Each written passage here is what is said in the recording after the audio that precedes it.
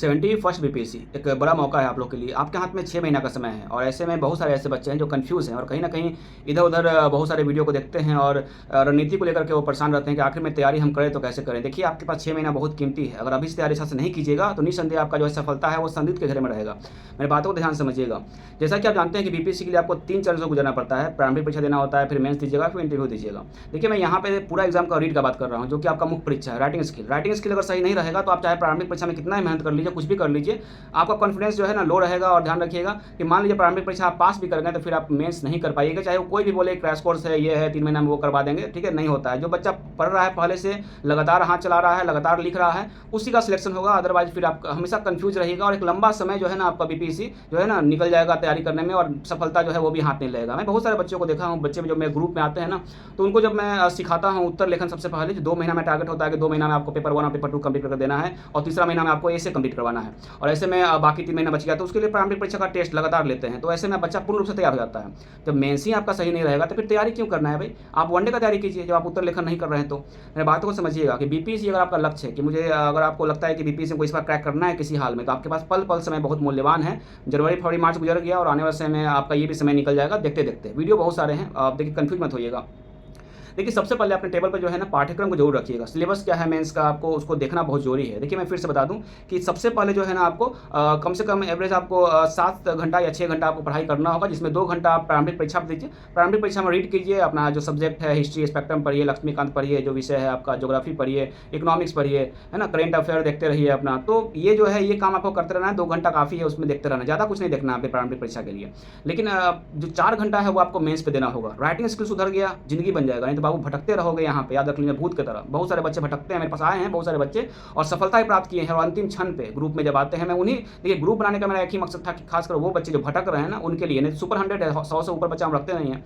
तो आपको ये चीज़ ध्यान रखना है कि अगर एक बार में सफलता प्राप्त करना है तो मेंस जो है ना मुख्य परीक्षा वो रीड है, 80% टेंशन खत्म कर देगा आपका मेंस अगर कमांड रहेगा तो मेंस में ही, प्रीलिम्स का तो बहुत कुछ मेंस में ही समाहित है। 80% तो प्रीलिम्स का सही टेंशन खत्म है आपका, मेंस का तैयारी कर लीजिएगा तो बाकी बस प्रैक्टिस करना है एमसीक्यू का, बात समझे? टेस्ट देना है, प्रीलिम्स आपके हाथ में रहेगा, 100 से ऊपर नंबर लाने का कोशिश करना है, आपका प्रीलिम्स हाथ में रहेगा। लेकिन बात कर रहा हूँ मेंस पे। जैसा कि आप जानते हैं कि मेंस के लिए आपको 3 पेपर जो होता है वो बहुत ही महत्वपूर्ण होता है आपका, 2 तो क्वालिफाइंग नेचर का होता है और तीनों पेपर में सामान्य अध्ययन पहला, दूसरा फिर ऐसे। ये तीनों पेपर देखिएगा तो आप 3-3 खंड में बँटा होता है। जैसे आपका पहला जो पेपर है आपका वो उसमें आपका 3 खंड में बँटा होता है सामान्य अध्ययन में, हिस्ट्री और आर्ट्स रहता है, बिहार के संदर्भ से जुड़े प्रश्न होते हैं। दूसरा आपका खंड में करेंट अफेयर और तीसरा में सांख्यिकी विश्लेषण से जुड़े प्रश्न होते हैं।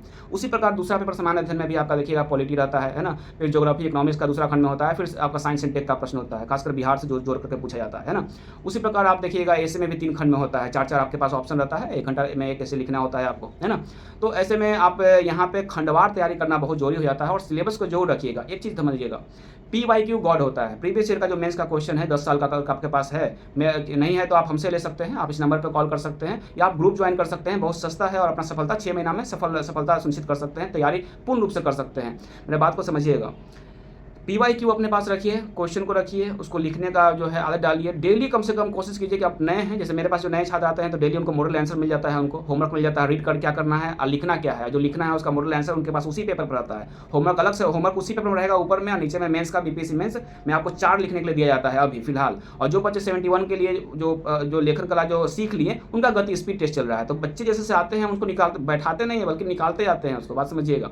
तो आपको क्या करना है कि तैयारी सही से करना है और पूर्ण रूप से जो है आपको जो है अभी प्रीवियस ईयर का जो क्वेश्चन है उसको सोल्व करना है अच्छी तरीक़ा से, उसको देखना है, सिंपल प्रश्न को उठाइए, बिरसा मुंडा का जो है विशेषताओं की समीक्षा कीजिए, संस्थाल विद्रोह से जुड़ा हुआ है ना, चंपारण सत्याग्रह से जुड़ा हुआ प्रश्नों को, जो सिंपल पूछा गया प्रश्न है आपका उसको देखिए, उसको लिखने का कोशिश कीजिए। और कुछ भी अगर इशू होता है, कोई समझ में नहीं आता है आपको, देखिए तो आप हमसे पूछ सकते हैं कॉल करके। यहाँ पे आप शाम को जो है 5 से 7 बजे के बीच में आप कॉल कर सकते हैं और कोई दिक्कत, यहाँ कोई ऐसा निःशुल्क मैं आपको सब कुछ बताऊँगा। लेकिन हाँ समझिएगा कि बीपीएससी क्षेत्र में ना थोड़ा सा अलर्ट हो जाइएगा। बीपीएससी 70 बीपीएससी में जिस तरह से प्रश्न पूछा गया उसको लेकर के अब A to Z हर जगह देखिएगा तो बीपीएससी का बैच जम जाता है कोचिंग के बाहर, समझे? सिर्फ प्रीलिम्स ये दुनिया नहीं है, पीटी कुछ नहीं है, ये दरवाजा है। आज प्रीलिम्स आपको इसलिए बहुत बड़ा दरवाजा लग रहा है क्योंकि आप इसको क्वालीफाई नहीं किए हैं। जो बच्चा प्रीलिम्स क्वालीफाई पहले कर लेता है ना, वो अगला बार भी क्वालीफाई कर लेता है, उसके बाद भी क्वालीफाई प्रीलिम्स कर लेता है। उसके लिए तो वो डिफिकल्ट नहीं, वो मेंस से फोकस करता है और मेंस निकाल भी लेता है। अगर उसको कोई दिमाग देने वाला नहीं है और मेंस तैयारी नहीं कर रहा है तो बार बार प्रीलिम्स निकालता रहता है और मेंस अपना अच्छा नहीं करता है। लेकिन समझिएगा, एक बार जब प्रीलिम्स आप निकाल लीजिएगा ना, तो आप हर साल प्रीलिम्स निकाल लीजिएगा, याद रखिएगा। लेकिन सही दिशा होना चाहिए, जो मैं बताता हूँ वो आपको फॉलो करना बहुत जरूरी है। लेकिन मेंस राइटिंग स्किल है, ध्यान समझिएगा। ये आपको अदर जो वनडे वाला एग्जाम होता है ना, उससे अलग अगर सिविल सर्विस कुछ करता है तो उसका मेंस है, नहीं तो फिर वनडे में ही आप बीपीएससी मिक्स हो जाता सिविल सर्विसेज।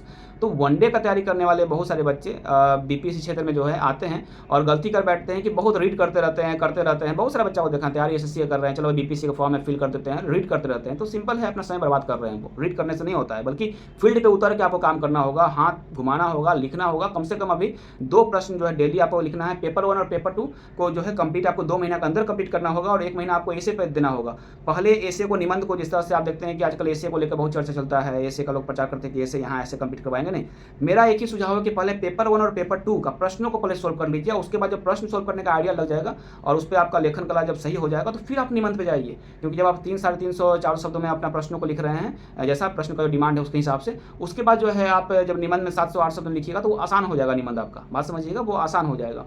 लेकिन फिलहाल जो है आपको जो है पेपर 1 और पेपर 2 पे ध्यान देने की आवश्यकता है। अगर आप अभी अच्छा कर लेते हैं 2 महीना, तो मैं लिख के देता हूँ कि आप बहुत ही अच्छा परफॉर्म करेंगे बीपीएससी 71 में। लेकिन अगर जो है आपका ये मेंस नहीं हुआ कंप्लीट, अगर ये सोच रहे हैं कि प्रारंभिक परीक्षा देने के बाद हम मेंस की तैयारी करेंगे, निकल जाएगा एग्जाम, उसके बाद हम 3 महीना में मेंस को ताकत झोंक देंगे, तो वो ताकत भी जो है ना नहीं पर्याप्त हो पाएगा आपका बीपीएससी मेंस को फोड़ने के लिए।